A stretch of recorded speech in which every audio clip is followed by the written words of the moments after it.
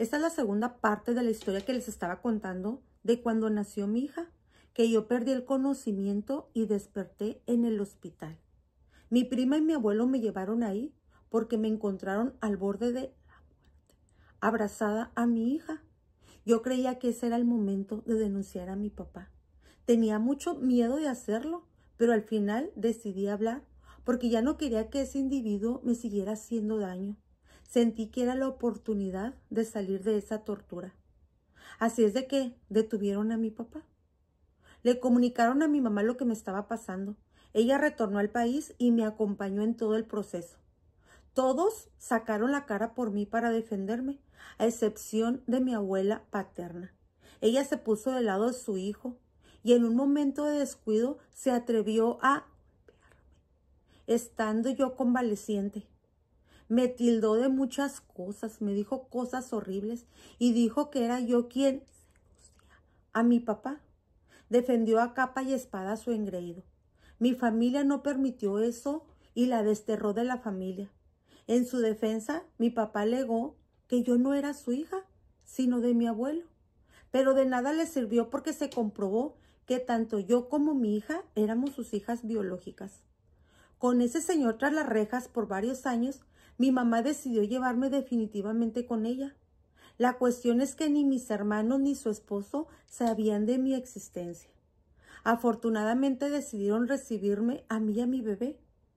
Decidieron que mi hija sería como mi hermana, creada como hija de ellos, de mi mamá y de su esposo. Me costó muchísimo adaptarme a mi nueva familia. Tenía miedo de los varones de la familia. Me escondía porque pensaba que me harían daño. Estar cerca de ellos me causaba pavor. La guía profesional y el apoyo de mi familia contribuyó mucho a que yo mejorara. Pero hay cosas que aún no puedo sanar. No soportaba el contacto físico con ningún hombre. Detestaba y me daba repulsión el solo hecho de pensar de estar con uno. La frase "no todos los padres son buenos, ni todos los padrastros son malos", describió perfectamente mi situación. Mi padrastro ha sido verdaderamente una figura paterna en mi vida. Al inicio, por el mismo temor que yo sentía, no quería verlo.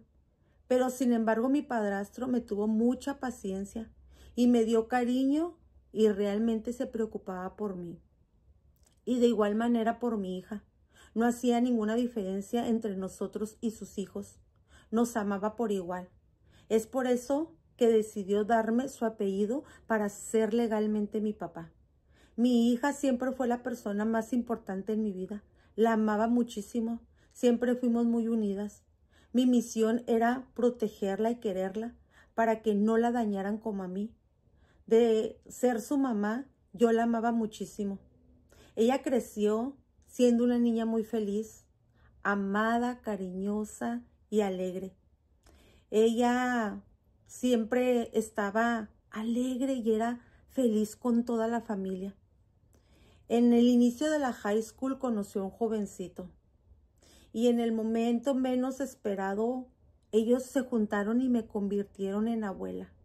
No niego que al principio no lo tomé muy bien por la edad de lo que ellos tenían, pero mi nietecita sería bienvenida y yo esperaba que naciera bien y con salud. Afortunadamente ambas salieron bien. Un par de años después nació mi nietecito, otro niño.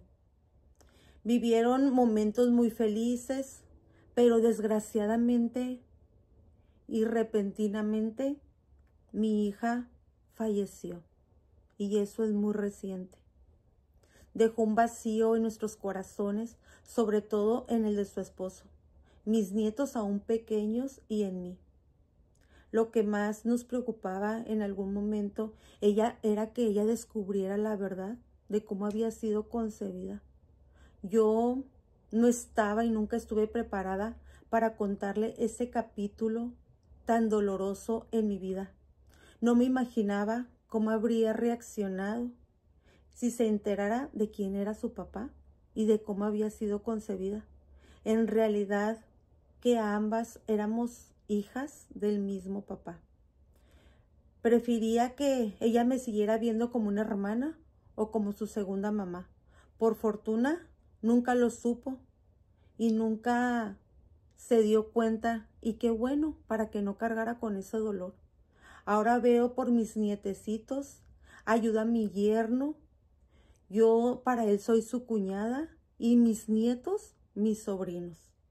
Pero para mí mis nietecitos son mi razón para seguir adelante. Lo hago por mi hija y por mis nietos, que los amo muchísimo.